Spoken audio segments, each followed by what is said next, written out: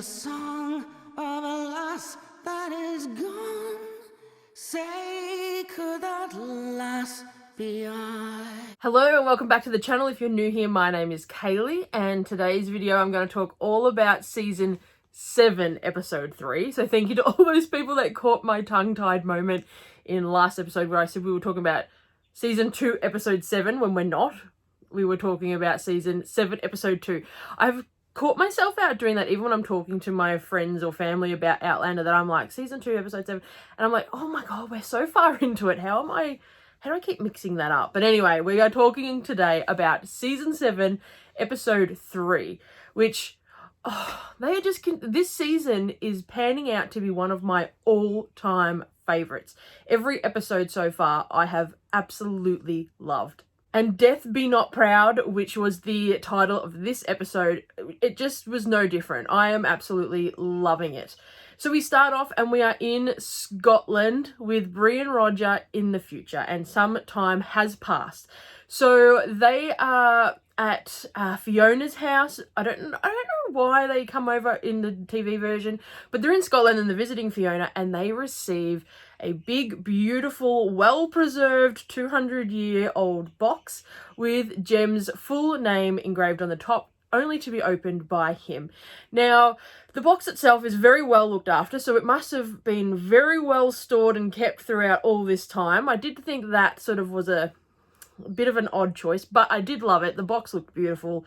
The letters as they were being opened looked beautiful and pristine, and I just absolutely loved it. This moment, in the books especially, was one of my all-time favorite things, because it's like, you think that they're not going to reconnect, and then there's, you know, you just think, hey, you can't call, they can't talk, they can't anything, and then there's this there's this magnificent idea to send letters to the future, which I love, absolutely loved in the books. And so the fact that it come out straight away in this episode, oh, the heartstrings.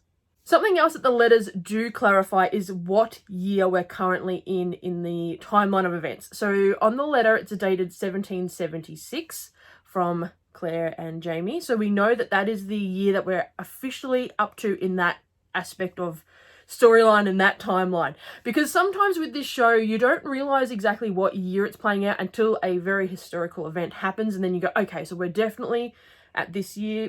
But sometimes it's really hard to figure out as it's going along, so when they do throw these little moments in, I like to put that in to my memory bank. So I'm like, okay, well, at this episode we were 100% here on this timeline, we're going along nicely. And also something else that was in this box that I just loved was the musket ball, or so we think, the musket ball. I mean, that's cool, and we find out later on what it is, but the fact that it's just in there, oh, so cool. Bree and Roger then, of course, are discussing how they went back and changed the past. Now, this is something that has been talked about for such a long time amongst book readers and TV watchers only, bit of both. Are they really going back and changing the past? Did Claire going back change the future? Did Bree and Roger going back change the future? Or is this just the play out of everything that's meant to be? Like, is this a timeline of events that's always destined to happen? So I personally believe that's what's going on here. So something for a throwback from a different season, I do believe that sort of Claire needed to go back for timeline events to happen in the present time, and they just didn't realize it.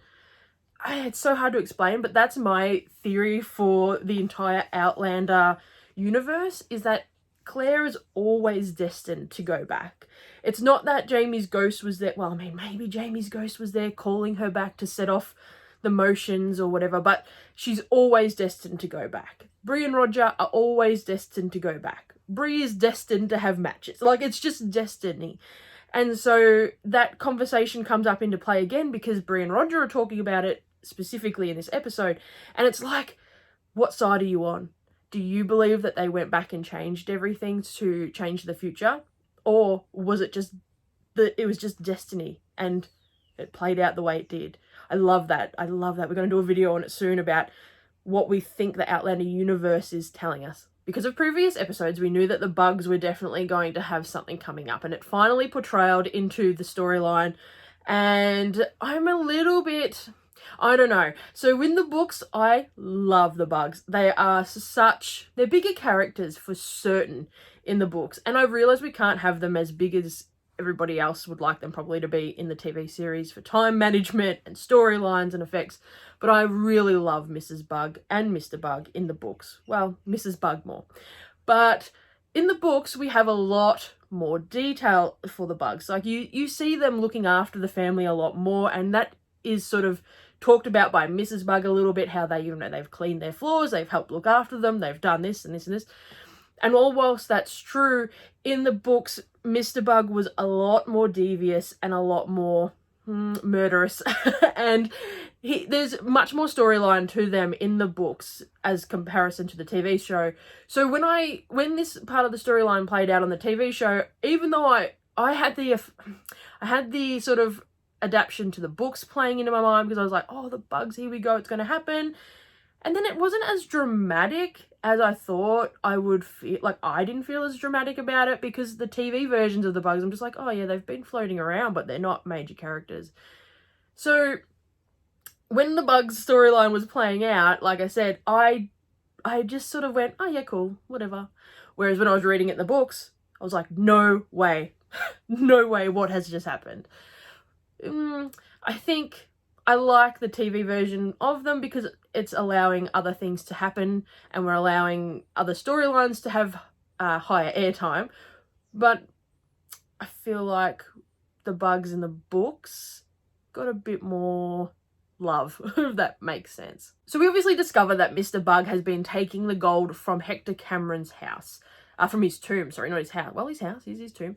And throughout the books, he's been doing many mysterious things. So he was involved in a murder, and he attacked Joe Castor's new husband. So he was, like I said, much more devious and much, I mean, you can't say nasty. He has his reasons, and I kind of understand them a little bit, but he's, like I said, he's much more devious in the books. So in this version, when it was just, oh, he hid the gold under the floor, and he comes forth and he tells Jamie everything that he's done. They have a bit of a disagreement. You don't really think too much about it. And then Mrs. Bug goes back to dig up the gold that was under the house, dressed as Mr. Bug. And of course, it just unfolds that poor young Ian is the one to kill her after she takes the shot at Jamie. So, I mean, you probably shouldn't be creeping around people's ruined homes in the dark in other people's clothing.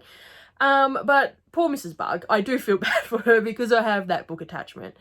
So what did you think about that?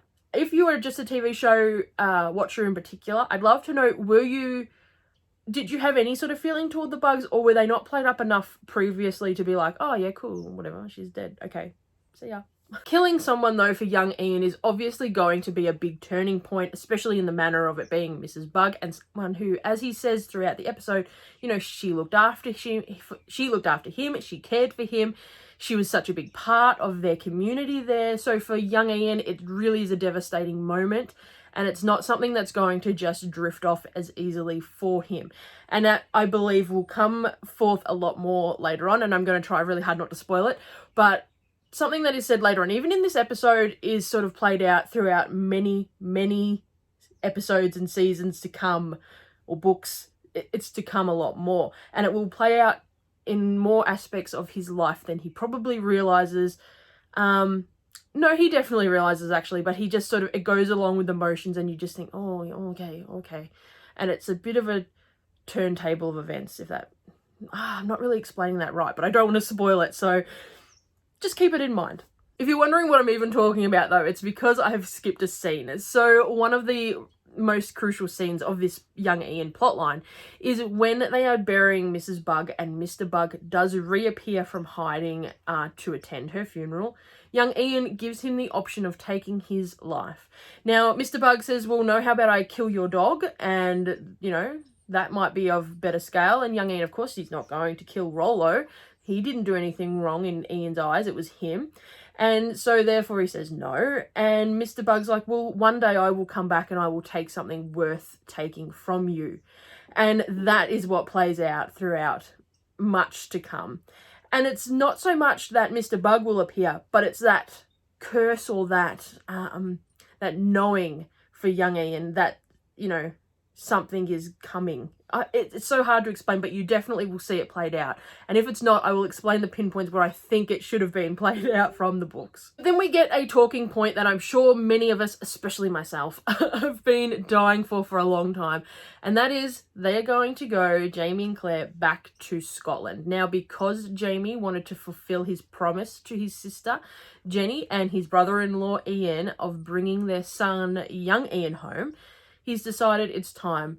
Additionally, he does not want to face young William on the battlefield, which you could completely understand. Like, he's lost Murtagh going against battling and all this sort of stuff. And now why would you do it with your son? So we totally get it. But that news of we're heading to Scotland is coming back, is something that when I was reading the books, I was just paining for every page turn.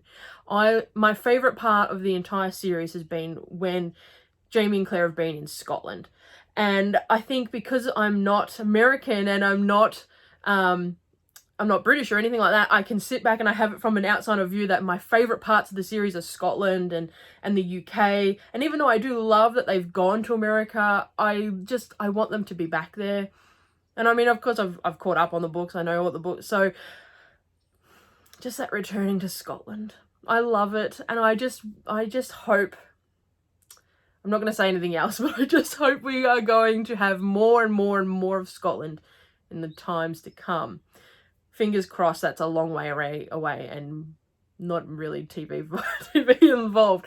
This is the worst review I've done. I'm so sorry. I promise I will try so much harder to stick a little bit more to episodes as opposed to going into bookland, but I've started a reread, and so I'm very much in the Scotland era. Because a very, very dangerous, long and treacherous journey to Scotland is about to start being planned, etc., they decide it's best to melt down the gold. Now, this is also probably to hide it a bit easier, because the current shape and look of it, people are going to know what it was if they were to find it very easily.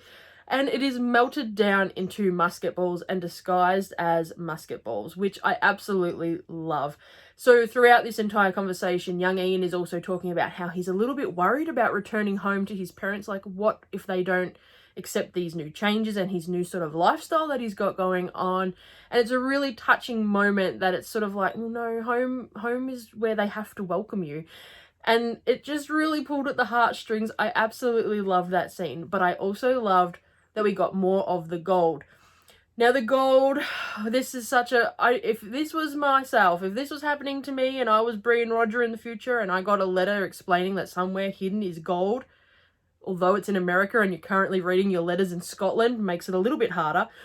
But I think curiosity would get the better of me and I would go and get it.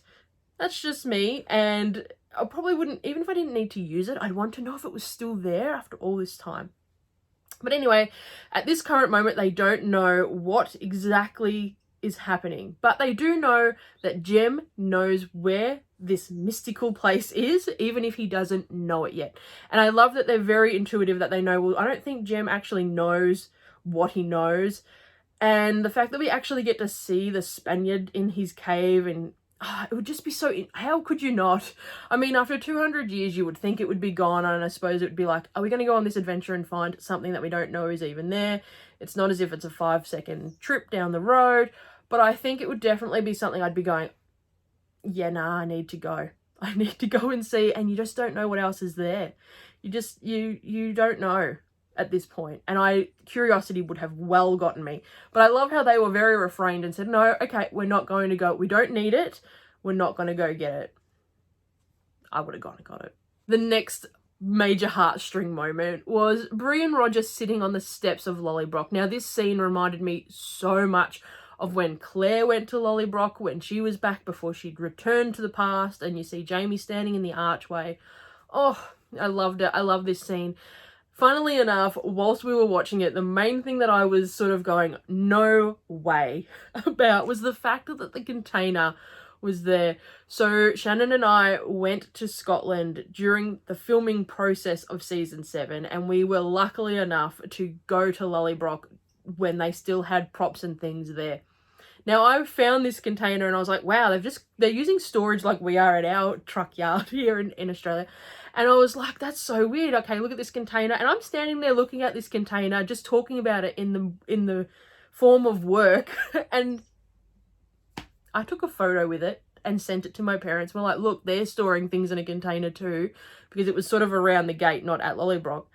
And it is the same container. That blew my mind. Obviously, we knew that the things to come, which I won't talk about just in case, were also around the filming area, but to see the new door and the windows and things like that that were there that weren't currently in this episode except for the container was just amazing to see it on our trip. And actually, I will link the video up above from when we were at Lollybrock during the filming process, and you can go and have a look or find the latest UK trips. But it was so cool to see that container, and just the smallest thing, it blew my mind. So I was fixated on that whilst they were at Lollybrock. And of course, then we found out it's for sale. And of course, we know what's going to happen. They're going to buy it. And I absolutely love it. I'm so sorry if you didn't know they're going to buy it, but they're going to buy it. Funnily enough, too, the realtor was it Dick Cameron? Another little tie-in I loved. But just, I don't know, it was just something about seeing that container on screen when I didn't realise that it was part of it. Oh, I just loved it. So props to the filming crew for that one. That was really well done. Back to Jamie and Claire, and we see that more time has actually passed because Lizzie is pregnant, and this is when their journey is officially about to begin. They are about to leave the ridge and leave it in the capable hands of the Beardsley twins and Lizzie. I just, again, like I say, I know it was really heartbreaking for Claire to leave, and Jamie, of course, to leave, but to me, I was so excited about what's to come that I was like, oh, come on, let's just go. The house is gone. The sadness here. Every time you hear something bad happens, even though it's your loving home, I get it, but it's time to go. Let's go. Let's go on a journey that's about to be real rough. As they're leaving, though, we get this really loving moment, which you knew was coming because of not the intro, but because of the reminder of what's happened. You know that Adzo's going to make an appearance, and here he comes, just scurrying out of the forest, and Claire sees him and she says her goodbyes to him. That was so cute. And then of course when she sees the original picket fence line post for Fraser's Ridge, and you see it engraved on the tree, oh, that did pull at my heartstrings actually. And a timeline of events, it's been 10 odd years since that post was put in for them.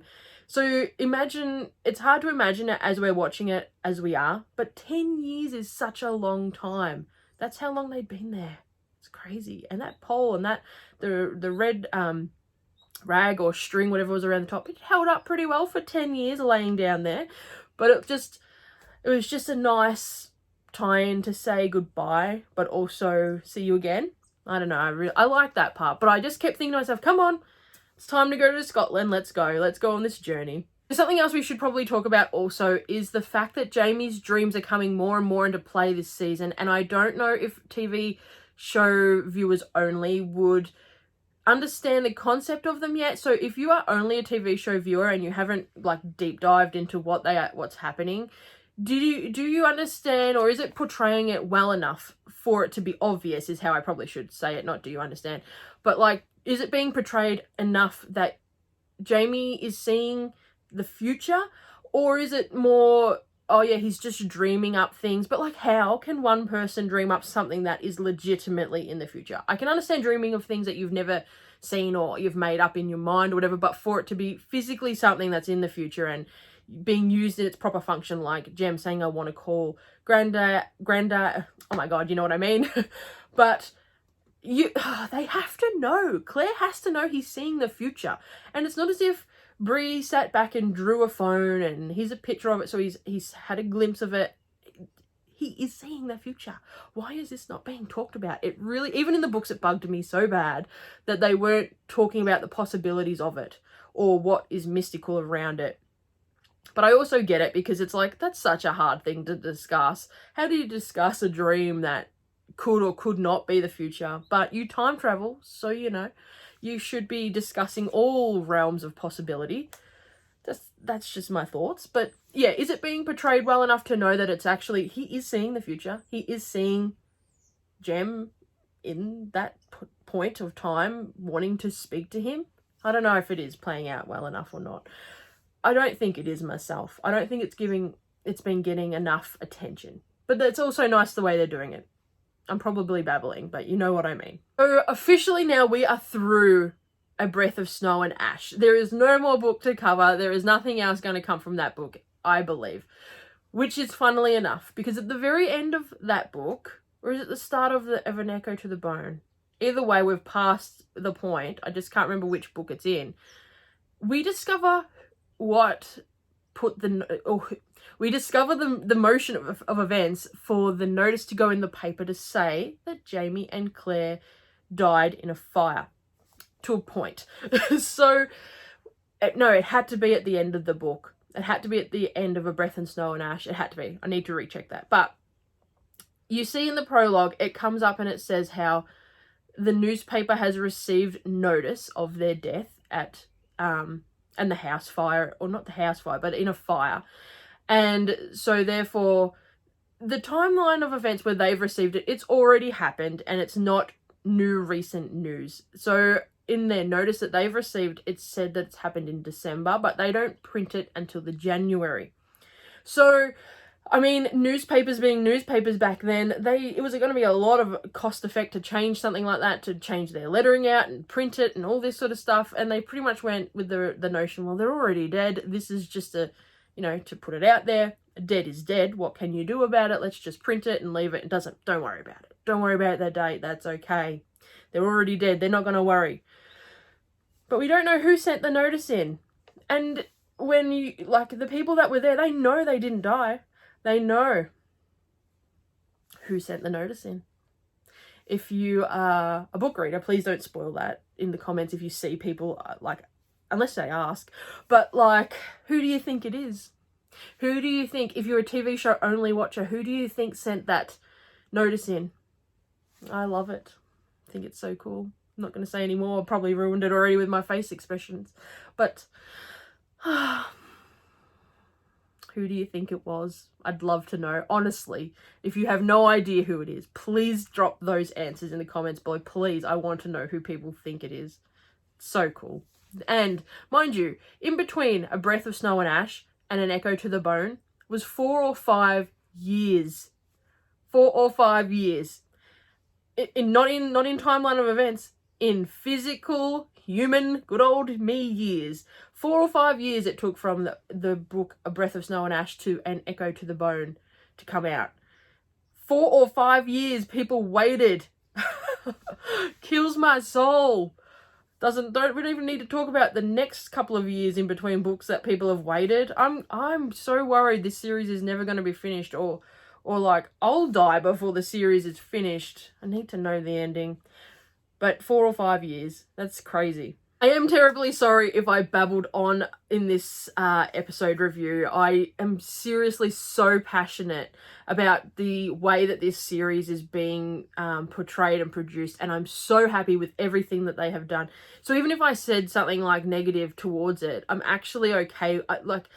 This has been probably, besides season 1, this is going to absolutely be one of my all-time favourite seasons. I can tell already. We just need to switch up that theme song, which I really hope happens as we go along the journey. And I'd be very interested to know if you think that they're going to, and if you think that they're going to do sort of a mix-in of what has previously been heard, or we're going to have a brand new one. But I really hope they change up that theme song halfway through, or whenever we whenever we change lands, the song has certainly changed. So I'd hope that when we do, or if we do, that the song progresses.